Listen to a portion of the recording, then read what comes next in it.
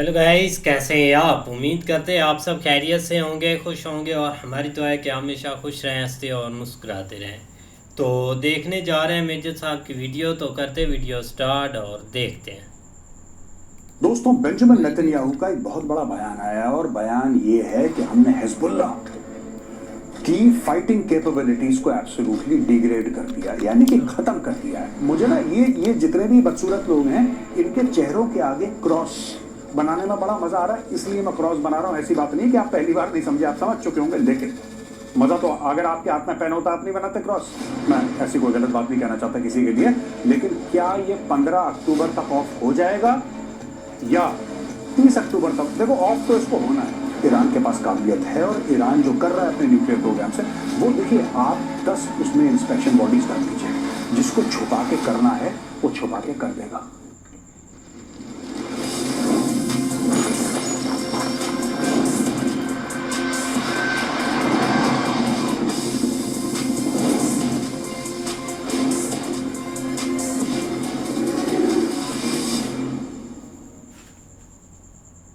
जय हिंद दोस्तों, मैं हूं मेजर गौरवारी और आप देख रहे हैं द चाणक्य डायलॉग्स। इस वीडियो को लाइक करिए, हमारे चैनल को सब्सक्राइब करिए, बेल आइकन दबाना बिल्कुल मत भूलिएगा। दोस्तों, बेंजामिन नेतन्याहू का एक बहुत बड़ा बयान आया और बयान ये है कि हमने हिजबुल्ला की फाइटिंग कैपेबिलिटीज को एब्सोल्युटली डिग्रेड कर दिया, यानी कि खत्म कर दिया है। अब हिजबुल्ला में वो क्षमता नहीं है। हाँ, छुटमुट ठाठू कर सकता है, ठुस ठुस कर सकता है, गली मोहल्ले में गोला मार दिया, गोली मार दी, आरपीजी मार दिया, रॉकेट मार दिया, ये सब हिजबुल्ला कर सकता है। लेकिन हिजबुल्ला का जो प्लानिंग का इंफ्रास्ट्रक्चर है, जो स्ट्रेटेजिक उसके टॉप लेवल के कमांडर्स हैं, बेंजामिन नेतन्याहू का यह कहना है कि हमने सबको साफ कर दिया। दोस्तों, अब मैं दिखाऊंगा किस प्रकार से और कहां से इजराइल ने लेबनान पे अटैक करा। यह बड़ी इंपॉर्टेंट चीज है। आप देखिएगा कि जो लेबनान का साउथ का एरिया है और इजराइल का नॉर्थ का एरिया है, खासतौर से ये जगह, यहां पे क्या है कि इजरायली सेटलर्स है और उन इजरायली सेटलर्स के ऊपर हिजबुल्ला ने रॉकेट मारे, वहां पे आतंकवादी भेजे, 10 किस्म के ऐसे काम करे कि लोगों में एक खौफ का माहौल हो जाए और लोग भाग जाएं। लोग भागे भी कुछ वहां पे, ऐसी बात नहीं कि नहीं भागे, भागे भी। रॉकेट, मिसाइल, ड्रोन, वहां से हिजबुल्ला हमला कर रहा है। यहां पे हिजबुल्ला का एक हेडक्वार्टर था, उस हेडक्वार्टर को आईडीएफ ने निपटा दिया। मारी 8, 10, 15 मिसाइल, बिल्कुल पार्किंग लॉट बना दिया, उस पूरी बिल्डिंग्स का, सीरीज ऑफ बिल्डिंग्स का पार्किंग लॉट बना दिया। अब यहां पे जब इजराइल ने अटैक करा है दोस्तों, तो आप यहां से देख लीजिए, ये वेस्ट बैंक है, ये वेस्ट बैंक का एरिया है, राइट, ये है गाजा पट्टी है। अब यहां से इजराइल ने मारे, ये सारे के सारे अटैक यहां से हुए हैं। जैसा आपको पता है, ये हसन नसरल्ला है दोस्तों। हसन नसरल्ला 27 सितंबर 2024 को इसको ऑफ कर दिया। जैसे ही इसको ऑफ करा, इसको गुड नाइट बोला, तो लोगों ने बोला कि हाशिम सैफुद्दीन है, ये इसके बाद बनेगा, ये इसका रिश्तेदार है, ये इसका कजन भी लगता है, इनकी रिश्तेदारी है, तो ये बड़ा भरोसे का बंदा है। इजरायलियों ने 4 अक्टूबर को हाशिम को भी ऊपर पहुंचा दिया 72 उरों के पास। फिर उसके बाद बोला कि इसका रिप्लेसमेंट एक और है, इसका रिप्लेसमेंट एक और है, उसका नाम ही नहीं बताया। जैसे ही उसका पता लगा इजरायलियों को कि हाँ, यही है वो आदमी जिसका नाम नहीं बता रहे, ये हाशिम सैफुद्दीन के पास आया, इसको भी 4 अक्टूबर को, उसी दिन इजराइल ने 27 सितंबर और 4 अक्टूबर के बीच हैट्रिक ले लिया। इन 3 बंदों को इजराइल ने उड़ा दिया दोस्तों। और इसके बाद अब सुहेल हुसैन हुसैनी को 7 अक्टूबर को, यह भी एक बहुत बड़ा इनका तगड़ा कमांडर था, यंग बंदा है, जिसको कह रहे थे कि हाँ, ये एक दिन हिजबुल्ला का लीडर बनेगा, इसको भी ऑफ कर दिया। अब आया है आखिरी में ये है शेख नईम कासिम। अब शेख नईम कासिम का मामला है कि शेख नईम कासिम को ढूंढ रहे हैं ये लोग। शेख नईम कासिम कभी बिस्तरे के ऊपर सोता है, कभी बिस्तरे के नीचे सोता है, कभी अलमारी के अंदर सोता है, कभी बाथरूम में, इस फिराक में कि भैया मैं पकड़ा ना जाऊं, इस चाहत में कि मैं पकड़ा ना जाऊं, क्योंकि इजरायली अब मेरे पीछे पड़ चुके हैं। चुन चुन के पहले हमास को इन लोगों ने साफ करा। आपको याद होगा दोस्तों कि 7 अक्टूबर 2023 को अटैक हुआ था, तब उसके बाद बेंजामिन नेतन्याहू, जो इजराइल के प्रधानमंत्री, उनका एक बयान आया बड़ा मशहूर, every Hamas man is a dead man walking. उनका कहना है कि जो भी हमास का बंदा है, is a dead man walking. आप ये समझ लो, वो आज सांस ले रहा है, वो कल सांस नहीं ले रहेगा, ऊपर से नीचे तक मैं सबको खत्म कर दूंगा, कर भी दिया। इस्माइल हानिया को तेहरान जाके मारा, इन लोगों को यहीं पे निपटाया। मैं फिर आपको बताता हूं इनकी स्टोरी दोस्तों, बड़ी इंटरेस्टिंग है, आप सुनिएगा। मुझे ना ये जितने भी बदसूरत लोग हैं इनके चेहरों के आगे क्रॉस बनाने में बड़ा मजा आ रहा है, इसलिए मैं क्रॉस बना रहा हूं। ऐसी बात नहीं कि आप पहली बार नहीं समझे, आप समझ चुके होंगे, लेकिन मजा तो अगर आपके हाथ में पेन होता आप नहीं बनाते क्रॉस। मैं भी बना रहा हूं क्रॉस। देखिए, Hassan Nasrallah good night, Hashem Safieddine good night, ये कोई अनजान अननोन है good night, Suhail Hussein Husseini good night. अब ये जो है ये भाई, इसका मैंने क्वेश्चन मार्क बना दिया। आप लोग कमेंट्स में लिखिए ये कब ऑफ होगा।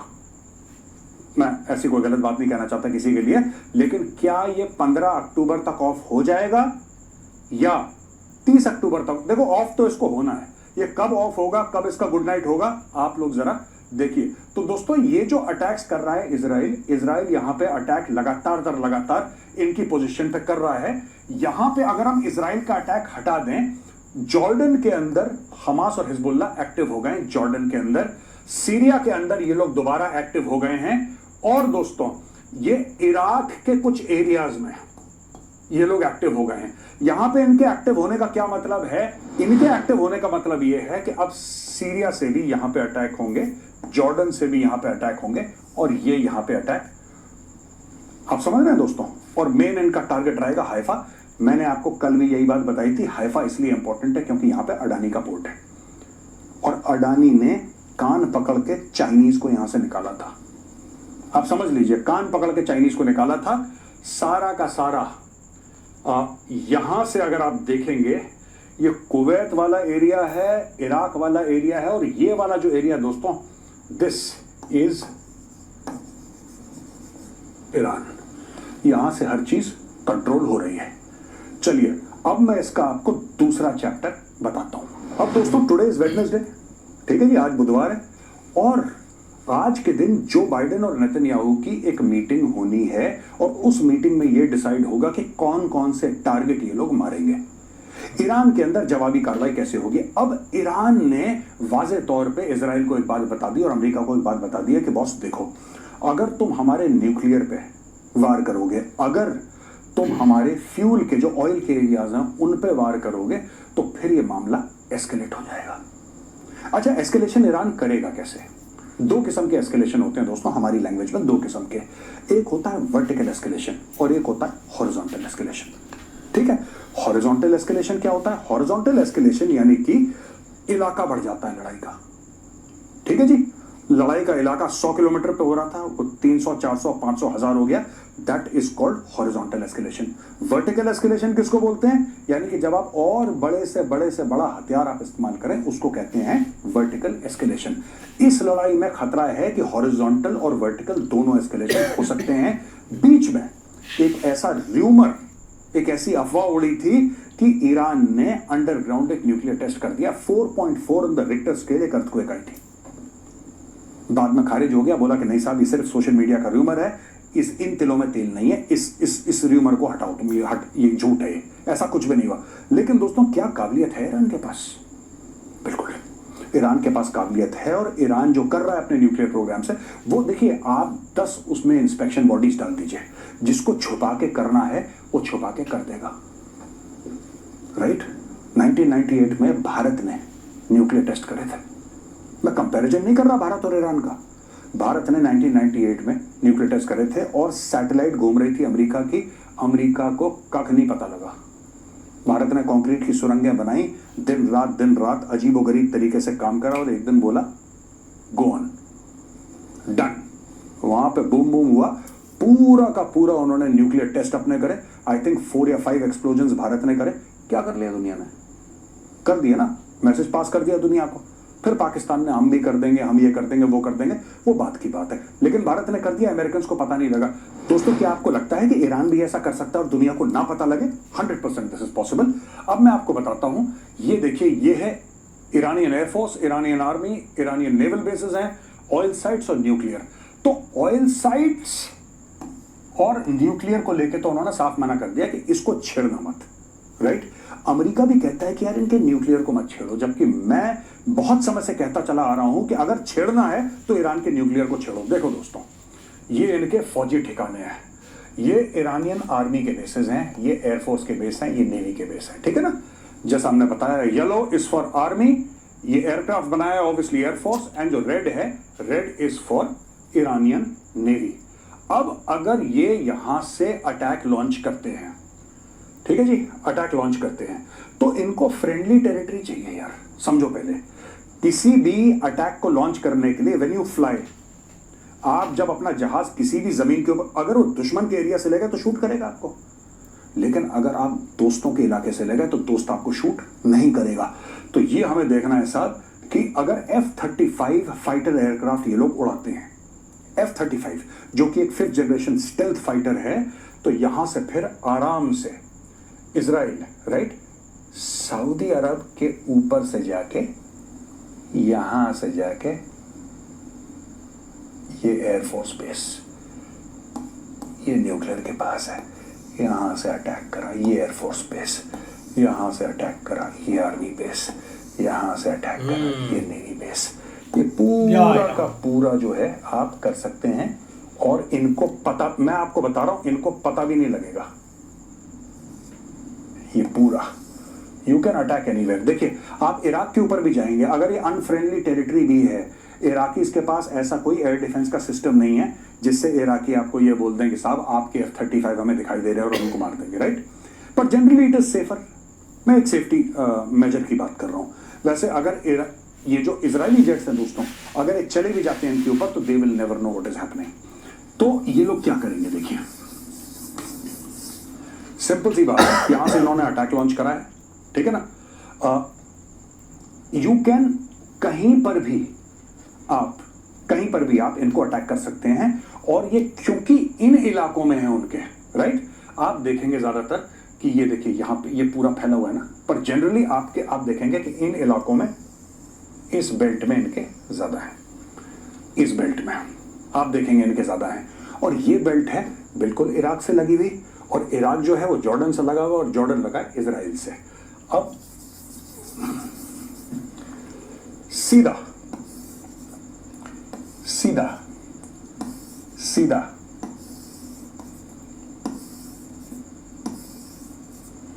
मल्टीपल टारगेट्स के ऑप्शंस हैं। अगर ये जेरिको 2 और जेरिको 3 मिसाइल्स अपनी फायर करते हैं, ये इजराइल की मिसाइल्स हैं, Jericho 1 2 3 2 3, they can target anything at all. ये पूरे ईरान में किसी भी एरिया को नस्ते नाबूद कर सकते हैं, और इसके अलावा जेरिको 2 और जेरिको 3 अगर ये ना भी इस्तेमाल करें, अपने F-35 भेजते हैं, तब भी ये बर्बाद कर सकते हैं, और मुझे लगता है कि ये करेंगे। दोस्तों, ये डिविजन्स हैं इजरायली आर्मी के, जो कि इस वक्त लेबनान के अंदर एक्टिव हैं। ये 98th army division, 36th army division, 91st army division और 146 रिजर्व डिवीजन। अब दोस्तों, यहां से इनके जो डिविजन्स हैं, यहां से they are going straight in there air force is carrying out limited operations inside intelligence based operations. और यहां पे जो ये लोग हैं, इस इलाके में दोस्तों, नॉर्थ ऑफ हाइफा, ये वाला एरिया है नॉर्थ इजराइल का, साउथ लेबनान का, यहां पे असली लड़ाई छिड़ रही है। तो मैंने सोचा आपको बता दूं, लेटेस्ट है। आज मुझे नहीं लग रहा था कि मैं ये इजराइल और हिजबुल्लाह के बीच में करूंगा, लेकिन जब ये पता लगा कि इतने कमांडर एक के बाद एक ये लोग मार चुके हैं हिजबुल्लाह के, और यहाँ पे एक और रिजर्व डिवीजन को लॉन्च कर दिया है, या एक और डिवीजन को लॉन्च कर दिया, मुझे लगा कि लेटेस्ट इंफॉर्मेशन आपको देनी चाहिए। अब मैं आता हूँ सवाल और जवाब पे। अब दोस्तों, पहला सवाल ये है, सर आजकल बिल्कुल यार, एक मेजर साहब की बात की जाए तो उन्होंने ना एक सही से एक्सप्लेन करते हैं। अब उन्होंने जो एक्सप्लेन किया है ना, और बाकी अगर देखा जाए ना, नसरुल्ला, और उसके बाद वाकई एक काफ़ी शॉकिंग था सबके लिए कि अभी तो नसरुल्ला ने तो काफ़ी दिन निकाले हैं, वो हाथ नहीं आ रहा था कि कहीं छुप जाता था या जो भी था, मतलब उधर या इजराइल का ध्यान नहीं था, ऐसे भी हम बोल सकते हैं। लेकिन जब उन्होंने ध्यान दिया ना हिजबुल्लाह की तरफ, बस 10 से 15-20 दिनों में ना उन्होंने बिल्कुल ऐसे ख़त्म किया है ना चीज़ें कि समझ ही नहीं लग रही कि हिजबुल्लाह भी एक नाम था या उनके कोई बड़े कमांडर थे या कोई वो नुकसान पहुंचाएंगे इधर इज़राइल को। उनको ऐसे ख़त्म किया और एक तो एक दिन में उन्होंने 2 ख़त्म किए। 4 अक्टूबर को नसरुल्लाह के जो बाद बना है ना, मुझे लगता है वो इकट्ठे ही थे बेचारे कहीं पर, तो उन्होंने वहीं एक काम ख़त्म कर दिया है। लेकिन ये है कि अगर लड़ाई इधर बढ़ती है ना, वो लेबनान की तरफ रहते हैं, तो फिर इतनी लड़ाई है ना वो नहीं छिड़ती। और अगर इसराइल रिप्लाई करता है ईरान को, तो फिर हो सकता है कि जो बड़ा युद्ध है ना वो एक स्टार्ट हो सकता है। तो ज़ाहिर सी बात है, ईरान ने अगर हमला इतना बड़ा किया है तो कल को इसराइल भी ज़रूर इस चीज़ का जवाब देगा। आप देखो कि वो कब देता है, कैसे देता है, कहाँ पे करता है, ज़्यादा नुकसान करता है, कम करता है, ये अब आने वाला टाइम बताएगा कि वो अभी करता ही नहीं। ये भी हो सकता है कि वो एक साइड में, जैसे लिबनान में अब उनका है मिशन, वहाँ ख़त्म करें, फिर हमास के साथ लड़ रहे हैं और फिर एंड पे आकर ईरान का रिप्लाई दें। ये भी हो सकता है, लेकिन देखो अब ये बेस्ट आगे ही पता चलेगा। नहीं, वाकई सही बात है यार। एक आज इवनिंग में भी एक इसराइल के जो प्राइम मिनिस्टर है उनका भी एक स्टेटमेंट काफ़ी एक वायरल हो रहा था। और उन्होंने स्पीच मतलब कि की थी कि आप एक हिजबुल्लाह के अंडर आप काफ़ी, आपके पास एक ऊपर एक प्रेशर है। और हिजबुल्लाह में यही नहीं कि एक मतलब कि वो सारे एक हिजबुल्ला ही रहती है, वो एक साइड पर है मतलब कि, और दूसरी उसमें एक जूश भी है, एक क्रिसट भी हैं काफ़ी बड़ी एक तादाद में। तो वो एक मतलब कि अभी मिलकर रह रहे हैं। लेकिन जो उसका एक मैसेज था ना एक लिबनान लोगों के लिए कि आपके जो एक मतलब के बच्चों का फ्यूचर है ना वो इनके हाथ में नहीं है, लिहाजा आप हमें सपोर्ट करें, इनके हमें आप एक ठिकाने बताएं या इनको आप पूरा एक इग्नोर कर दें, क्योंकि हमने हिजबुल्लाह को एक ख़त्म करना है। अब एक जब एक नसरुल्लाह को इन्होंने एक मतलब के मारा था ना, तब एक आधी एक लीडरशिप एक हिजबुल्लाह की एक कमज़ोर हो गई थी, क्योंकि ये बंदा 20-30 सालों से इनको मतलब कि कंट्रोल कर रहा था, इनको हैंडल कर रहा था, इनको प्लानिंग बता रहा था कि ऐसे करना है और आगे आपने ऐसे करना है, क्योंकि एक अंदाज़ा हो जाता था। और हिजबुल्लाह और इसराइल की जितनी भी एक फ़ाइट हो रही थी, ये बंदा एक फ्रंट पर था। अब जो इन्होंने मतलब कि एक लंबी प्लानिंग खेली है, एक ये नहीं कि इसराइल एकदम से एक लिबनान पर एक चढ़ाई कर गया, क्योंकि इनको पता था, पहले इन्होंने इनके साथ एक जंग लड़ी हुई है, इनको पता था कि ये कैसे एक एक्टिव होते हैं। पहले वो इनका मतलब कि वो सारा वो रिमोट वाला एक सीन इनका तबाह किया, इनकी जो एक सैटेलाइट थी, सैटेलाइट नहीं सॉरी, जो इनके मतलब कि उधर सेट थे, कोई मार्केट में था, कोई किसी पोजीशन पर था, हाँ पेजर, और कोई किसी पोजीशन पर था, कभी भी निकल कर कहीं भी से एक अटैक कर लेता था।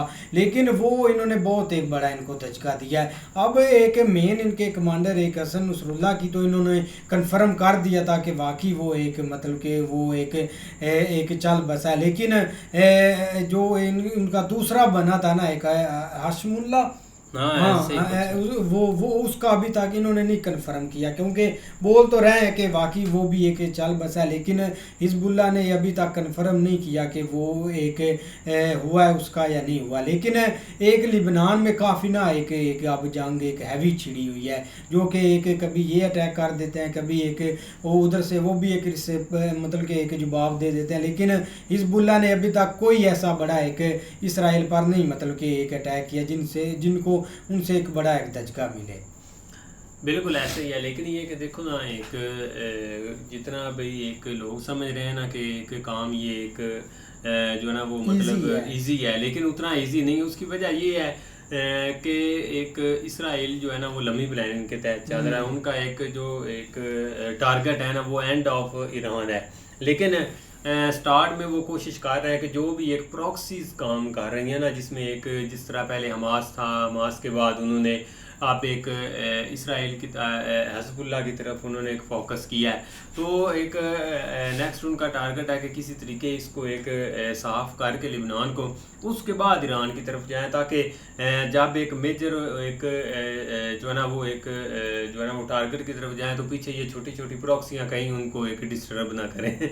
तो इसलिए उन्होंने ये एक स्टेप लिए, और इस चीज़ से वाकफ़ ईरान भी हो चुका है और बाकी भी तकरीबन हर एक कंट्री आसपास की इस चीज़ से वाकफ़ है कि भाई ये अब उन्होंने रुकना नहीं है। क्योंकि उनका आप मकसद कह लें या एक उनका टारगेट कह लें या एक हर तरह से उन्होंने ये एक जो है ना वो ज़हन में बिठा लिया कि हमने इस चीज़ को जब तक ख़त्म नहीं ना करेंगे उस वक्त तक हमारे मुल्क के अंदर या हमारे आसपास के एरियाज़ जो है ना उसमें एक सुकून नहीं आएगा। तो इसलिए उन्होंने ये एक बड़े पैमाने के ऊपर क्योंकि आप अगर एक 7 अक्टूबर 2023 के ऊपर आए ना तो स्टार्ट इन्होंने किया है, हमास ने किया था ना, उन्होंने तो छोड़ दिया था इनको एक सुकून से बैठ गए थे हर चीज़, लेकिन हमास ने एक लेकिन अब जब उन्होंने देखा कि यार एक आज का दौर है जिसमें एक कोई भी कंट्री इस लेवल तक नहीं कि वो मतलब एक युद्ध या इस साइड के ऊपर जाए, क्योंकि एक इस तरह का सीन स्टार्ट होता है तो बाकी भी कंट्रीज़ वगैरह उससे डिस्टर्ब होते हैं। तो इसलिए ये गलत टाइम के ऊपर इन्होंने किया, क्योंकि ऑलरेडी एक दुनिया एक कॉन्फ्लिक्ट जो है ना वो फेस कर रही थी, जिस तरह एक रशिया और यूक्रेन का था, लेकिन वो काम उन्होंने शुरू किया। लेकिन अब भाई उन्होंने एक ये टारगेट सेट कर दिया कि हम इस चीज़ को एक हर तरह से ख़त्म करेंगे। अब डिपेंड करता है ईरान के ऊपर कि ईरान क्या अपनी प्रॉक्सीज बचा सकता है कि नहीं बचा सकता। वो भी कोशिश तो कर रहे हैं, लेकिन एंड ऑफ ईरान को भी पता है कि एक अगला जो है ना वो टारगेट जब ये छोटे मोटी चीज़ें ख़त्म हो जाएंगी तो फिर एक डायरेक्ट हमारे साथ होगी। तो उस वक्त एक जो है ना वो रिसोर्सेज के ऊपर एक डिपेंड होगा कि ईरान क्या क्या चीज़ इस्तेमाल करता है, क्या क्या ईरान के पास है, किस तरह ईरान इस चीज़ को रोकता है। क्योंकि अभी के लिए अगर देखा जाए तो भाई एक इसराइल फुल इस चीज़ के ऊपर एग्री है कि हमने ये चीज़ें ख़त्म करनी, खासकर ईरान को भी वो कह रहे हैं कि जो भी इसके पास है हमने वो नहीं रहने देना। लेकिन ये आने वाला वक्त बताएगा, ये अभी रुकने वाला नहीं है और ये आगे भी चलेगा। नहीं ऐसे ही है। अब देखो ना एक ईरान अब जिस बात पर जोर दे रहा है ना वो एक गल्फ है, गल्फ एक जो कंट्री है उन पर एक जोर दे रहा है कि उनको भी पता है कि इन्होंने एक एयर बेस देनी है, इधर से अलाउ होगा तो हम पर एक हैवी एक अटैक हो सकता है। क्योंकि अब कल परसों से ना एक एक्टिविटी हो चुकी है कि जो सऊदी अरेबिया है ना वो सबसे पहले तो उनका इधर पाकिस्तान में एक डेलीगेशन आया है, वो बातचीत और उन्होंने काफ़ी चीज़ें ना एक्टिविटी की, क्योंकि ईरान ने ऑलरेडी एक सऊदिया को धमकी दे दी है कि आप ऐसा करते हैं तो हमें 2-3 मिनट लगेंगे आपको एक हिट करने में। तो ये एक सबसे बड़ा एक खतरा एक गल्फ में बनता जा रहा है, क्योंकि ईरान एक पहले प्रॉक्सी के साथ लड़ता था सऊदी अरेबिया के साथ, उधर से यमन से अटैक करवा दिया, हूसियों से और कहीं किसी से करवा दिया, लेकिन अभी ईरान एक डायरेक्ट इसमें एक इन्वॉल्व हो रहा है कि खास करके एक सऊदिया की तरफ, तो वो बहुत बड़ा खतरा है उनके लिए। बिल्कुल। तो उम्मीद करते हैं आपको वीडियो पसंद आएगी। अगर पसंद आए वीडियो को लाइक, चैनल को सब्सक्राइब ज़रूर कीजिएगा। मिलते हैं नई वीडियो के साथ, तब तक के लिए अल्लाह हाफिज़।